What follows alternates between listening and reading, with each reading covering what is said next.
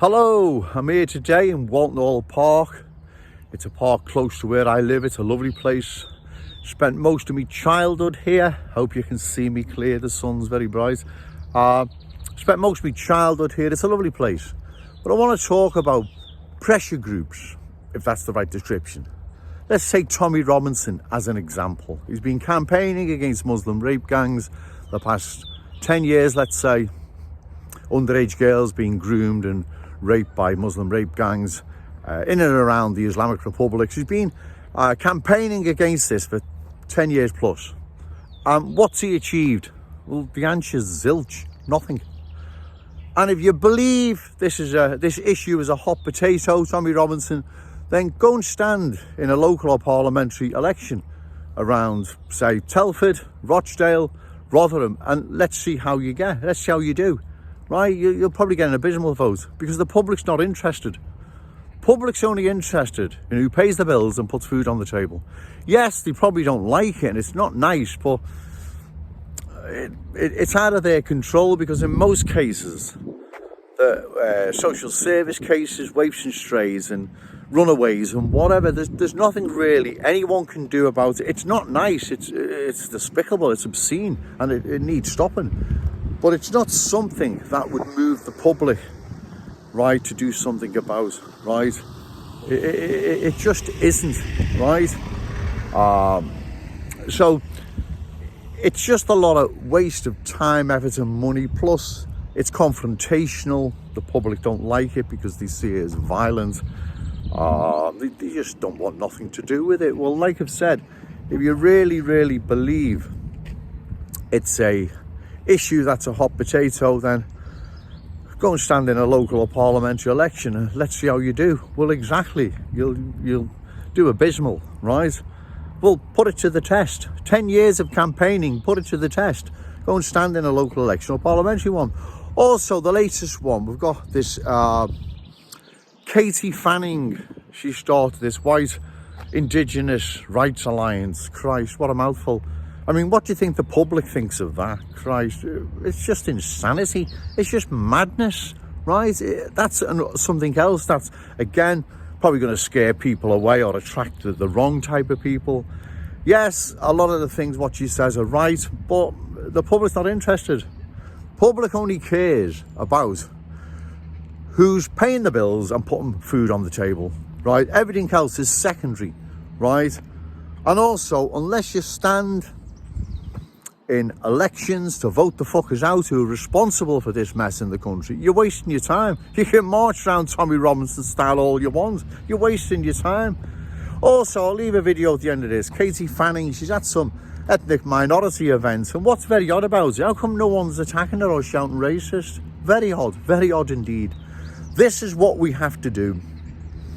We have to organise, get together, eventually, which will happen, start a sensible new political party that contests elections, right? We need to disrupt the system on a small scale for now and a larger one as the conditions in this country worsen, because they're going to by default.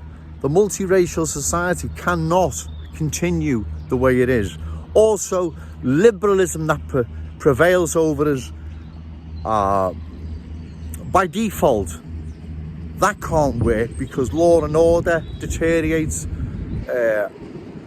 Social order, every type of order deteriorates because liberalism is just an unnatural sort of belief system, way of life, ideology, or whichever way you want to describe it. So by default, the system is doomed to fail. Right, I hope I articulated that right then. But anyway, by default, the system is doomed to fail, and that's where we come in. But you can march around Tommy Robinson style all you want. You can shout about white indigenous rights all you want, Katie Fanning style. It's not going to change anything. You've got to vote the fuckers out, right? And we can disrupt them on a small scale for now. Let's start the disruption. Let's start bringing a lot of sensible issues that move people, right? Let's bring it to their attention and let's field candidates. That's the only way we're going to do this. You're not going to do it any other way. You're not going to march around. You're not going to waffle on like Katie Fanning about white indigenous rights. White indigenous rights, how ridiculous does that even sound? Christ, 2022 and we're still doing this.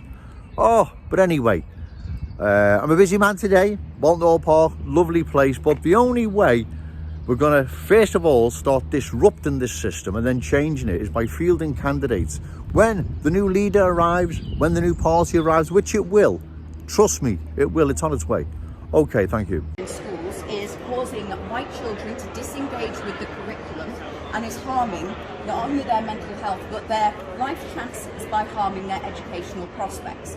So, seen as if all other races are allowed to represent themselves and the issues that their races have, I think that it's important, seen as if our particular racial group happens to be the lowest group going on into university, has the lowest attainment, and this has been proven by the government who released a report, The Forgotten, this year about the white working class. So just like any other race, we are sticking up for our children and ensuring that they are included, that their mental health is considered. But why don't you make an event instead of coming here and putting your flyers?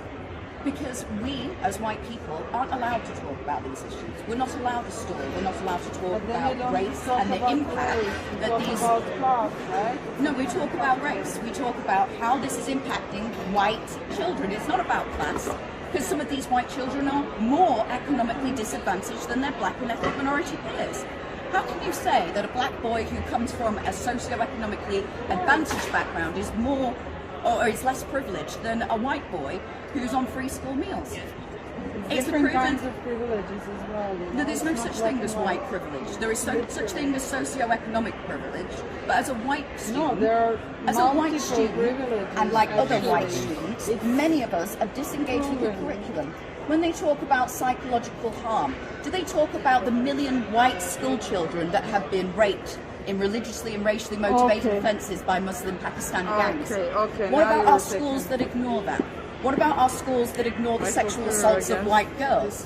Why do we not talk about these issues of race? Oh, because it affects the white community, and we're not allowed to talk about race. Sorry, I'm not interested anymore to talk about because you're not interested in the impact that it has on white kids. No, you're only I just interested think you're in saying bullshit now. Like, well, you need to why have your don't you check the arguments data straight. instead of just listening to Marxist propaganda? Oh my god. Have a look at the Forgotten report. Go online and have a look. Type in white disadvantaged working class education. Just type in that into Google and see what it comes up with. I will, but Please. the fight has to be, you know, together. It is together. If it's a class but if we're being fight. excluded from talking about the issues that impact our race, how is that togetherness? That's not inclusive, Make is your it? event. Oh, we will. Yeah, I will have a big come stall here to tell that this is by not the White important. Indigenous Rights Alliance, and they will talk about the impact that all of this anti-white agenda within our education system is having on young white people.